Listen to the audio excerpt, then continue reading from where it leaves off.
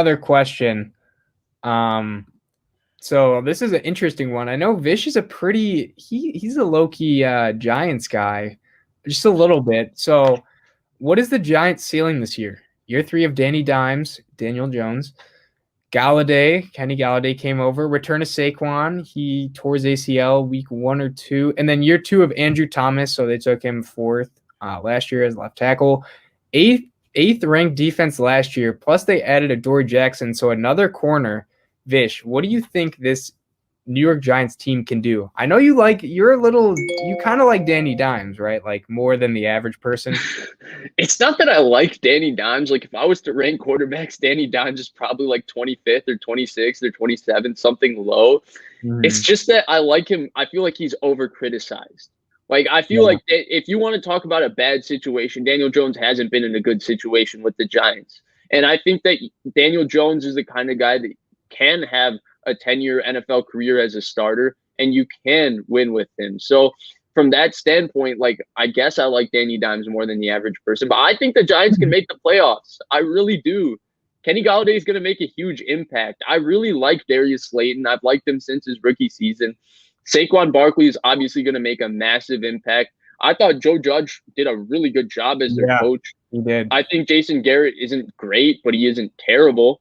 I've always felt he's like okay. And then Patrick Graham, they were doing a lot of awesome stuff on defense last year. And James Bradbury is just low key a He is top 10 corner, insane. right? They signed him for a ton of money. Nobody wants to say it, but he's a top 10 corner in the He's NFL. locked down. Logan Ryan played really well as a safety. Mhm. Julian Love is played really well his rookie season. Jabril Peppers has been really, really solid since they got him in the Odell trade. So there's a lot of talent, not to go and Wait, mention the you're fact that, forgetting the best player on their defense, yeah, Blake Leonard Williams. Martinez. No, I'm just stop it.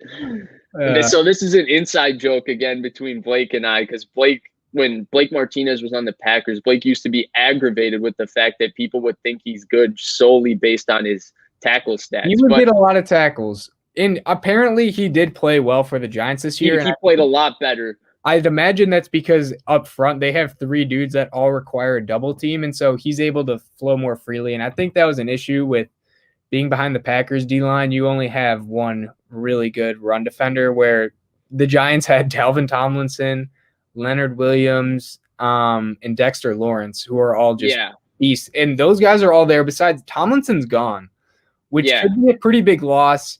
I think if they get an edge on defense, like there's no reason this defense isn't like top five. If they get a yeah. really strong edge, like their I defense mean, could be top five. I agree. I agree. And that's where I think they can draft one maybe in this draft. Like Jalen Yeah, Phillips at 11, if his concussion history like yeah, checks that's out, concerning though. But that could be the guy for them. And when you look at it, like, okay, losing Dalvin Tomlinson hurts, but like, man, like BJ Hill is still a big dude up front. They got again, Dexter Lawrence is a beast. Leonard Williams has played basically like a star last year. I think this team can really make the playoffs. I really do. I'm still concerned with their line though. I don't think their line is really still all that good. Um, which is a concern to me. I know Solder's coming back for cheap, and he's not the best tackle. Thomas played a lot better, and Thomas I think will be good. But is Saquon gonna be? We know running back doesn't impact the game like a crazy amount to the point where they can like take over. I mean, even when he was healthy, he was putting up awesome stats, but like it's not like it was translating to a ton of wins really when they took him at 2. So I mean, it'll be better than Wayne Gallman. Like, don't get me wrong, he's uber talented, but still. So I actually thought Wayne Gallman did an underratedly He decent was job. pretty good. He was Yeah, good. for them last year. I'm actually surprised that nobody has signed Wayne Gallman this offseason. I thought he wasn't bad. But Saquon, I think, will bring explosion to their offense, and that's what they're lacking.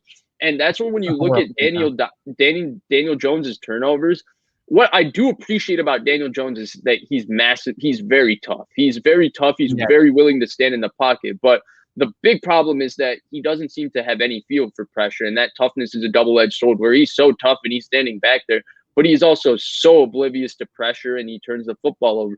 And that's where I think Yeah. Saquon Barkley coming back, Kenny Galladay, Darius Slayton. I think you can manufacture an offense where Daniel Jones, you can really tell him and force him not to put the ball in harm's way, because the reality of the situation is he's had to force a lot of things in his first Yeah. 2 years with the Giants. And if he plays turnover-free football, which I personally think he's capable of, I know a lot of people don't think he's capable of, but I think Daniel Jones is capable of being a top 20, top 19 type quarterback in the NFL, like a solid starter for an extended period of time. If he does that, then yeah, I 100% think they can make the playoffs. But that's the big if.